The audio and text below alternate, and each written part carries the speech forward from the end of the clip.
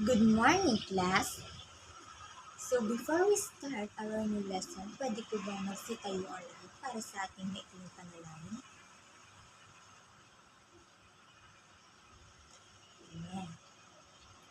So, good morning, grade year students. Okay, so bago po magsipo ang lahat, pwede po bang pakipulot ang mga kalat na nakikita nyo sa inyong harapan at itapon ito sa ating basurahan. So, meron po bang absent ngayon sa araw na ito, Mr. Secretary? Mahusay kung ganon. Nagagalak ako na maturuan kayo sa araw na ito. So, before we proceed to our new lesson, let's recapitulate our previous lesson. So, what is a beat in music? Very good. The beat in music is the fundamental unit of time. So, what else? Very good. It provides the rhythmic pulse that gives a song its tempo and flow. So, very good, class. Do you have any question about our previous lesson? Okay, very good. So, before we start, we will be having an activity. So, we sing the pat a cake. So, let us all stand up and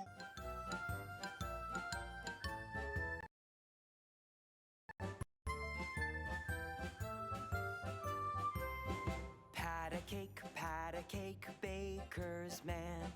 Bake me a cake as fast as you can. Roll it and pat it and mark it with a C. Put it in the oven for Carlos and me.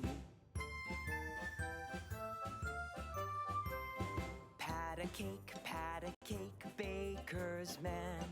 Bake me a cake as fast as you can. Roll it and pat it and mark it with an A. Put it in the oven for Amy and me.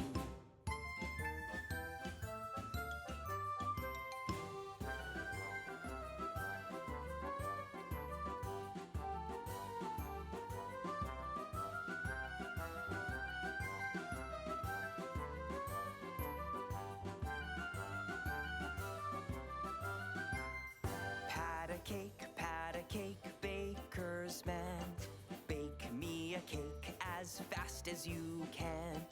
Roll it and pat it and mark it with a K. Put it in the oven for Kayla and me. Pat a cake, baker's man. Bake me a cake as fast as you can. Roll it and pat it and mark it with an E. Put it in the oven for Evan and me.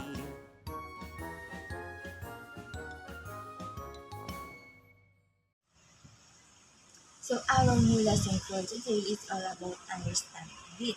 So beat is the basic unit of time, the pulse or regularly repeating event that characterize the rhythm of a piece. So there are simple visual representation of a beat.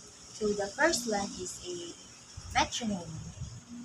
A metronome is a device that produces a regular clicking sound at a specific tempo. Each click represents beat. So the second one is the heartbeat diagram. So the heartbeat diagram shows the regular rhythm of a heartbeat. So each peak represents a beat. So now class, we will be having an activity called clap, stamp, snap. We use our body percussion to emphasize the beat in a simple rhythm. Do you understand, class? Very good. So, okay, if I say clap, clap your hands together once. If I say clap, clap your hands together again. And if I say stamp, stamp your foot on the ground. And if I say clap, clap your hands together one more time. Okay, let's try it together. So, clap, clap, stamp, clap, clap, clap, stamp, clap, clap, clap, stamp, clap. So, okay, give one more time, clap, clap, clap, stamp, clap, clap, stamp, clap, clap, clap, stamp, clap. Okay, very good, class. The key of this clap, stamp, clap is to keep steady beat, and we can also adjust the speed to make it faster or slower.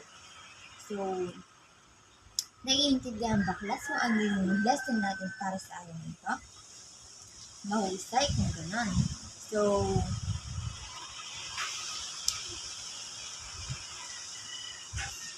what is a note? So, a note is a symbol in music that represents a sound. So, there are two types of notes. The first one is the quarter notes and the half notes. So, the quarter note, a quarter note looks like a filled-in circle with a stem. It gets one beat. And the half note, a quarter note looks like stem. It gets one beat. So, now class, we will be having an activity. This is called musical statues. I will choose a music playlist.